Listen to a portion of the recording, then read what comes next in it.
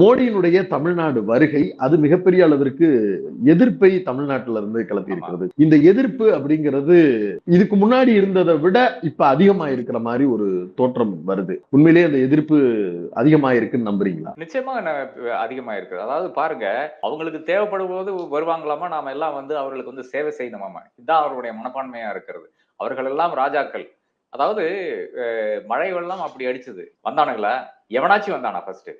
நிர்மலா சீதாராமன் எல்லாம் முடிச்சுட்டு போனாங்க. இருந்தாலும் காசு கொடுக்கல. அப்ப இவர் அந்த சமயத்துல திருச்சி அங்க ஒரு விமான நிலையத்தினுடைய அந்த விரிவாக்க பணிகளை தொடக்கி வச்சுட்டு கேரளாக்கு போயிட்டாரு.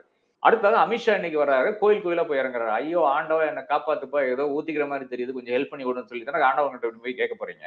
அப்போ இதற்கு எதிரான மனப்பான்மையாக தான் பார்க்க வேண்டியதா இருக்கு. நிச்சயமாக அதிகரித்திருக்கின்றது, மக்களுக்கு தெரிஞ்ச விஷயமா இருக்கிறது. மக்கள் அதுக்கு ரியாக்ட் பண்ணி கொண்டிருக்கிறார்கள். அப்போ ஒரு ஆர்கனைஸ்டு ஒரு எஃபர்ட்டா தான் இதை பார்க்க வேண்டியதா இருக்கு.